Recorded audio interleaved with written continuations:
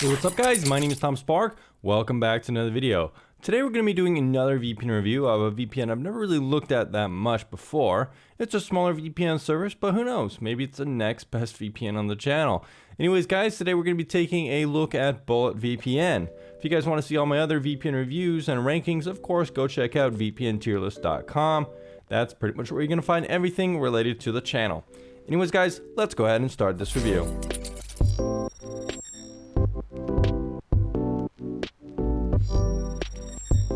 Alright guys, so of course the first thing we're going to be taking a look at is pricing. What are some of the things though that you get with BulletVPN in terms of what you're paying for and what you're getting? Well, BulletVPN has 6 simultaneous devices. Wait a second, doesn't this look kind of familiar? Is that the same guy?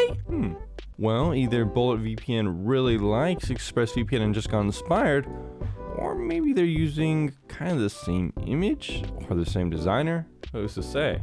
Kind of funny though, right? 146 servers and 54 countries. Looking at the pricing, let's take a look at it. It's going to be around $11 per month, and it's going to be $120 for 3 years, and 1 year is going to be around $90. I do not really like pricing plans like this that are expensive for 1 month and cheaper or longer term for 3 years, and the 1 year plan isn't that good either. $90, 90 to 100 is pretty damn expensive. We see VPNs in tier 1 like TorGuard being only $5 a month with promo code TomSpark. VPN is also only $5 a month. Other stuff like AirVPN is around $7 a month.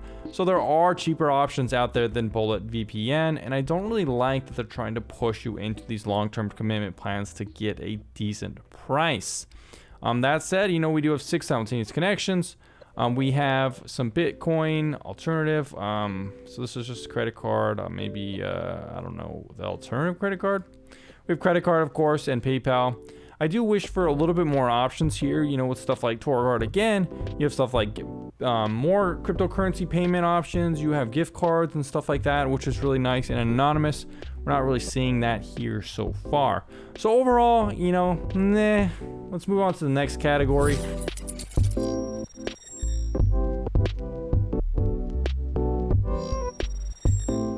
So let's go ahead and do the application analysis that has become standard for VPN reviews. Let's go ahead and see what they have to offer. I don't really know why I can't click on this. It seems to be unclickable. Maybe if I do this, Bullet Shield, there you go. So Bullet Shield is some kind of firewall, I'm imagining, and it has a kill switch. It's probably gonna act like a network kill switch. You know, if BulletVPN disconnects or something like that, it's going to disconnect the network. We have a little bit of connection startup there, PPTP, LT, GP, /IPsec, and OpenVPN. These are pretty old protocols. LT2P is more common on mobile devices. OpenVPN is more industry standard here, as well as a little bit of options for OpenVPN port protocol customization. It's just configuring, you know, TCP might be more reliable. UDP probably gonna give you better speeds.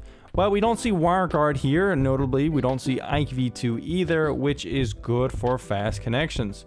I'm looking more and more nowadays for VPNs that support WireGuard because it's becoming more of the industry standard. Besides that though, there's not really too much else to the application, so let's go ahead and fill this out. That's going to be no for application kill switch. We have no for that, no for IKV2 support, no for dedicated IP support, no for WireGuard support. We didn't see any ad blocking features, but let me double check. So I double checked and there is no ad blocking features, no split tunneling, no sockside proxy support. I do not believe this has obfuscation either. I am correct, there is no obfuscation, no encryption customization, no DNS, no port customization, no script support, no server. Well, let's see, is there server favoriting? There is server favoriting. So we got a green, folks, we got a green. And this is also green, network kill switch. Configuration while live use, well, let's go ahead and find out. Connect to it. Let's see what happens. Connecting. That's not a good sign. So guys, I was actually able to get BulletVPN working. Basically what I had to do is uninstall every other VPN, uninstall the tap driver, and completely restart my computer. So definitely a little bit of a hassle, but sometimes it can be a problem with VPN, so I'm not gonna dig in too much for that, although that's definitely annoying. Now we do want to finally test that configuration while live use feature, so let's go ahead and see if that works. So no, actually similar to how TorGuard works, you cannot just swap servers whenever you want, which is definitely a bit of a bummer. So guys, in terms of BulletVPN, I definitely think that this is probably one of the most out-of-date VPN applications we've seen on the channel.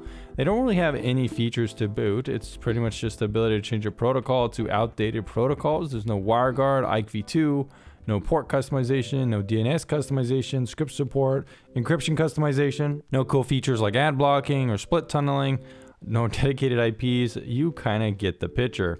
Overall, I actually don't really mind the interface. It's actually quite easy to use, it's simple to navigate, good to look at the servers, and there's a decent amount of servers to pick from, and you can favorite them as well, which is cool. I don't really see any options for streaming compatibility yet, so we'll have to test that on later. But, you know, while I do like the interface, I can't deny that it's missing a lot of stuff, guys.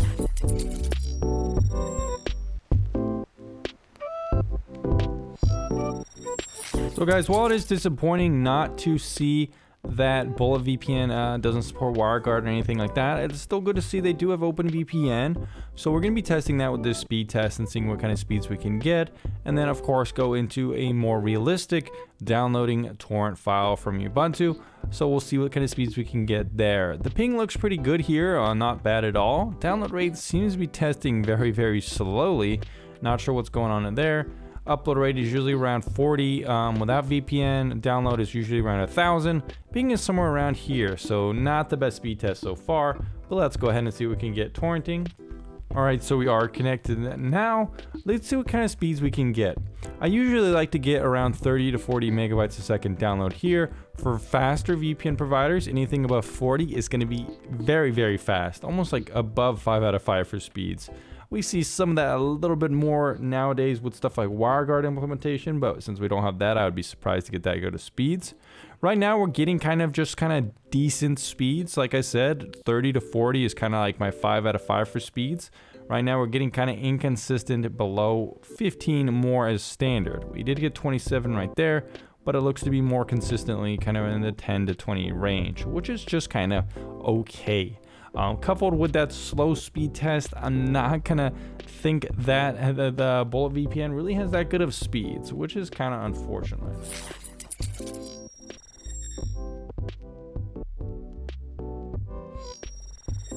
So guys, what kind of logs does BulletVPN collect?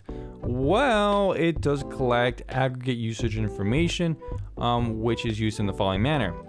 They collect information, I guess, to perform server analysis, server performance analysis for continuous optimization, such as adding new features, enforcing preventative and security stuff. As such, we use email address stored. So it looks like they store your email address for just basic website stuff. And here is the information about the aggregate information collected. They do collect server connection metadata, including server IP addresses, server ports, and server bandwidth metrics for the VPN service to remote resources are stored in aggregate form. That is kind of anonymized, I guess. The metadata does not include user IP addresses or ports, nor is it tracked or stored in any manner that allows cross-referencing. So they just store the server IP addresses and probably kind of connection and bandwidth logs and stuff like that. It doesn't look like they collect any of your user information. So a little bit more logs than I would prefer, but it's not the worst necessarily, so yeah. So I was able to find some information about BulletVPN's ownership is that they are owned by NixWorks OU, a private limited company based in Estonia. It's part of the EU and not part of the 14 Eyes Alliance, I guess, if you care about something like that. Honestly, don't know much about this company. No one's really talking about it. I haven't really heard too much about it. But yeah, you know, there you go. That's pretty much all I could find about the company. It's a pretty small company, so again, not that much information on it.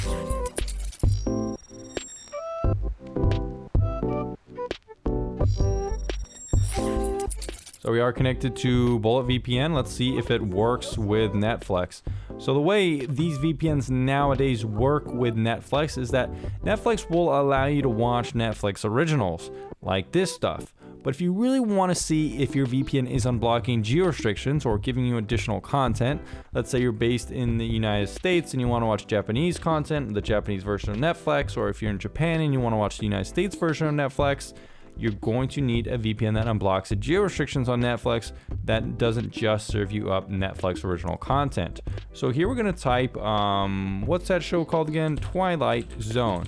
So if it's showing the Twilight Zone, that means we are watching the USA version of Netflix, not just Netflix originals. So it's actually quite impressive to see that BulletVPN is compatible to unblock geo restrictions on Netflix. Very nice. Let's go ahead and test out some of the other streaming services now. All right, so we're testing Hulu, and it actually looks like it's working as well. Very nice. So guys, I've been trying to get BulletVPN to work with Amazon Video. It seems like it's kind of like too laggy to honestly get working with it, which is definitely kind of a bummer. The good thing is that it does seem to be working with BBC iPlayer. A little bit slow. Well, no, maybe not. So I'm trying out a different TV show, same server, and we're still kind of running into some of the same problems that I ran into with Prime Video. Seems like it perhaps could be unblocking it, but it's so slow and so laggy that it doesn't actually start the service. So that's quite unfortunate.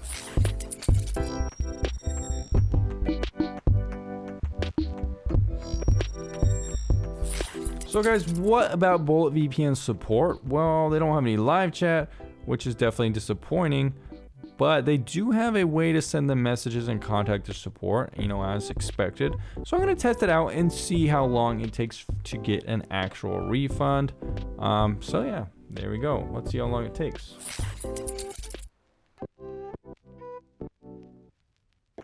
All right guys, so what is BulletVPN's final score? Well, it's going to get a 2.58 out of 5, making it a tier 3 VPN provider, not really recommended for use.